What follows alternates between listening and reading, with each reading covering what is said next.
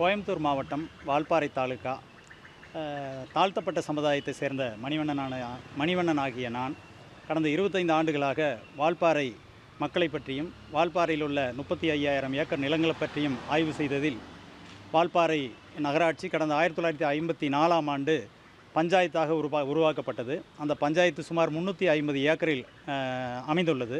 அந்த 350 ஏக்கர் பஞ்சாயத்து இப்பொழுது வால்பாறை நகராட்சியாக உயர்ந்திருக்கின்றது. அந்த வால்பாறை நகராட்சியில் 21 வார்டுகளாக பிரிக்கப்பட்டிருக்கின்றன. ஒரு சேர்மன் செலக்டர் ஆகிறாங்க. இதில் 74 எஸ்டேட்டை 21 வார்டாக பிரிச்சிருக்காங்க. அதில் கிட்டத்தட்ட 10,000 தொழிலாளர்கள் வேலை செய்கிறாங்க. அதில் கிட்டத்தட்ட 90% எல்லாருமே நாங்கள் தாழ்த்தப்பட்ட சமுதாயத்தை சேர்ந்தவங்க.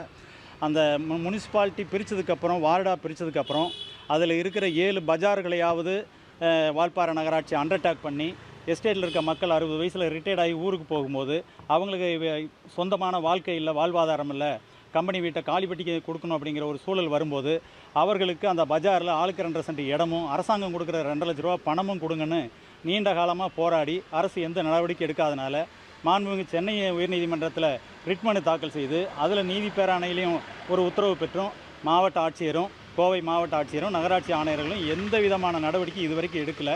சமூக ஆர்வலரான எண்ணெய் பழிதிக்கணுங்கிற ஒரு எண்ணத்தில் எங்களை சேர்ந்த ஒரு 10 குடும்பங்களுக்கு குடிநீர் வசதியை கூட வால்பாறை நகராட்சி கட் பண்ணிட்டாங்க. சென்னை உயர்நீதிமன்றம் குடிநீர் கொடுக்க சொல்லி கூட கொடுக்க மாட்டேன்ட்டாங்க. அப்போது அரசாங்கம் ஒரு நகராட்சியை டெவலப் பண்ணுங்கிறதுக்காகத்தான் நகராட்சியை உருவாக்கியிருக்காங்க. பல்லாயிரம் கோடி ரூபா அங்கே உருவாகிறதுக்கு காரணம் என்னென்னா 32,000 ஏக்கரில் ஏற்படுகிற அந்த டீ தூள் ஏற்றுமதி, வெளிநாட்டுக்கு ஏற்றுமதி, உள்நாட்டு விற்பனை வரி, சொத்து வரி, அங்கே வால்பாறை டவுனுக்குள்ளே வரி, தொழிலாளர்கள் வரி, டாக்ஸின்னு பல ஆயிரம் கோடி ஒரு வருஷத்துக்கு வருவாய் வருது. ஆனால் அந்த வருவாய் எவ்வளவு, அதில் யாருக்கு செலவு பண்ணுறாங்க அப்படிங்கிற எந்த கணக்குமே இல்லை. அப்போ முனிசிபாலிட்டி அந்த 21 வார்டுக்கு 10 பைசா செலவு பண்ணுங்கிற அவசியம் இல்லை. ஏன்னா அந்த 21 வார்டில் இருக்க எல்லா பிளான்டேஷனுமே பல ஆயிரம் கோடிக்கு அதிபதியானவங்க. யாருமே ஓனர் இல்லை, அங்கே இருக்கிற வேலை செய்கிற குரூப் மேனேஜர், ஜெனரல் மேனேஜர் தான் இருக்காங்க. அப்போ பிரிட்டிஷ்காரங்க காலத்தில் வாழ்ந்தது மாதிரி இன்றைக்கும் அந்த தொழிலாளர்களை அடிமைப்படுத்தி, சிரமப்படுத்தி, நச்சுறுத்திப்படுத்தி ஒரு சுகாதாரமான வாழ்க்கை, ஒரு அடிப்படை உரிமையோட ஒரு சொந்த வீட்டில் குடியிருக்கிறதுக்கு உண்டான முயற்சி யாருமே செய்ய மறுத்துட்டாங்க.